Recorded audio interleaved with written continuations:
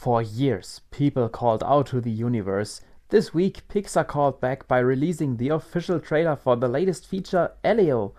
But does it hold up to expectations? Well, you're invited to join my trailer breakdown today. Also, Disney spilled the beans with the announcement of a highly unexpected Pixar sequel. So why don't you lean back and watch the newest Pixar update?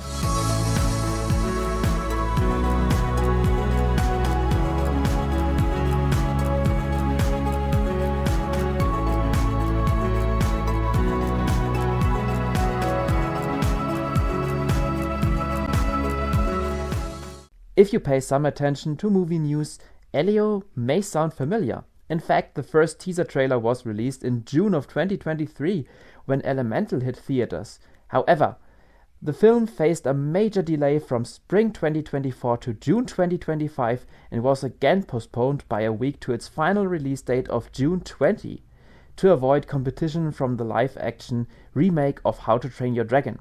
This being said, we can now take a look at the official trailer to the film. Elio is an 11-year-old boy who doesn't fit the mold, obviously because he's a dreamer.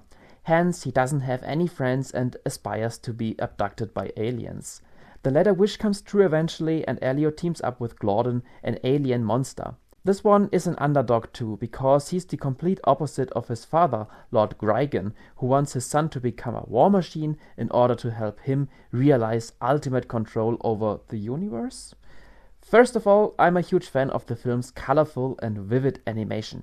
It's just gorgeous and takes advantage of the visual appeal previous Pixar entries such as Elemental and Coco have created with their breathtaking colors and lighting. Additionally, the humans are made with much warmth by using the style probably most remarkable from Luca. However, I'm not convinced of the alien characters entirely because they appear childish, partly awkward, and strange to some extent. This being addressed, I'd like to move on to the major aspect of interest, the plot. From what we've seen so far, Elio's story is both refreshing and a common theme. It's new because it's neither based on a book in comparison to most so-called original films, nor is it merely copying existing stories. In fact, Elio makes use of the common theme of belonging, but puts on a new perspective. This boy is a dreamer. He wears an eye patch, a cape decked with spoons and knives, even when he rides his bike to school.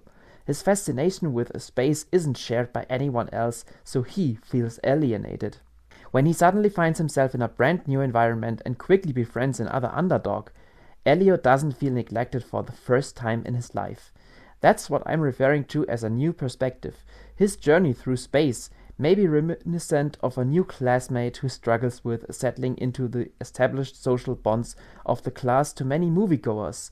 So when Elio befriends the aliens, they feed his desire of belonging as much as the opportunity to ally with an underdog would.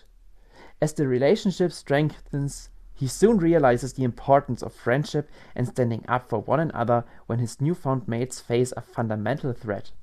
I'd go as far as to say that Elio's experiences will make him mature in the sense of creating an awareness for the importance of interpersonal relationships.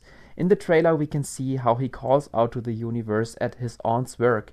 He took the risk of never returning, leaving her, his sole anchor, behind.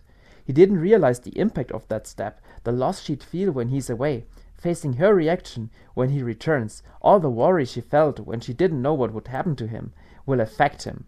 It might also help Elio approaching other kids because the feeling of not belonging might just be an illusion.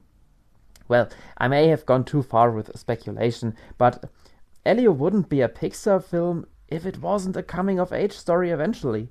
To some extent, the titular character reminds me of Ira from Win or Lose, one of the player's younger brother who doesn't have any friends either. The only difference is he didn't care of not belonging because he was busy with his fantasy that temporarily made up for that lack. Anyways, Elio already has that classic Pixar core because it astonishes you in many ways to start with, its world, the colorful characters, and the unexpected scope of the journey at heart. To conclude, I'm looking forward to that film and I hope it lives up to my expectations. It builds on a solid conflict and so far neither lacks profound characters nor originality. Moving on to the second news of the day. Coco 2 will hit theaters in 2029. One of Pixar's most acclaimed and easily best films will be revisited in about 4 years. It may be obvious I'm a huge fan of the original, but I'm honestly also hesitant to the sequel until we receive proper information.